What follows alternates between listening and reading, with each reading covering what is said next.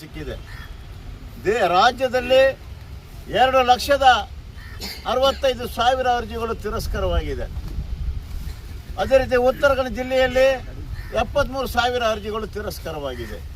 ಇಂಥ ಒಂದು ಅತಂತ್ರ ಸ್ಥಿತಿಯಲ್ಲಿ ಅರಣ್ಯವಾಸಿಗೆ ಕಾನೂನನ್ನು ಸಬಲೀಕರಣ ಮಾಡಬೇಕು, ಜಾಗೃತಿಯನ್ನು ಮಾಡಬೇಕು, ತಿಳುವಳಿಕೆ ಕೊಡಬೇಕು ಅಂತ ಹೇಳಿ ಇವತ್ತು ನಾವು ಅರಣ್ಯವಾಸಿಗಳಿಗೆ ಕಾನೂನಿನ ಜಾಗೃತಿಯ ಒಂದು ಜಾಥಾವನ್ನು ಇವತ್ತು ಭಟ್ಕಳದಿಂದ ಪ್ರಾರಂಭ ಮಾಡಿ ಇವತ್ತು ಅಂಕೋಲ ಬಂದಿದ್ದೇವೆ. ನಾಳೆ ಬೃಹತ್ ಪ್ರಮಾಣದ ಅರಣ್ಯವಾಸಿಗಳ ಜಾಥಾವನ್ನು ನಾವು ಕಾರವಾರದಲ್ಲಿ ಸಂಘಟಿಸಿದ್ದೇವೆ. ಒಂದು ಮಾತು ಹೇಳ್ತಾನೆ, ಇವತ್ತು ಸರ್ಕಾರ ನಿಶ್ಚಲವಾದ ಮನಸ್ಸಿನಿಂದ ಅರಣ್ಯವಾಸಿಗಳಿಗೆ ನೋಡಬೇಕಾಗಿದೆ.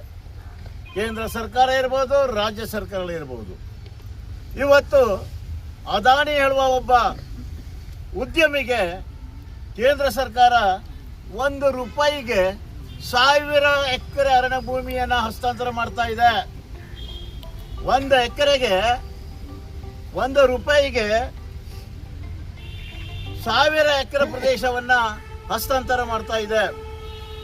ಅದರ ಜೊತೆಯಲ್ಲಿ ಆ ಅರಣ್ಯ ಭೂಮಿಯಲ್ಲಿರುವಂಥ 16,000 ಗಿಡ ಮರಗಳನ್ನು ಸಹಿತ ಮಾರಣ ಹೋಮ ಮಾಡಲಿಕ್ಕೆ ಪರವಾನಗಿ ಕೊಟ್ಟಿದೆ ಉದ್ಯಮಿಗಳಿಗೆ.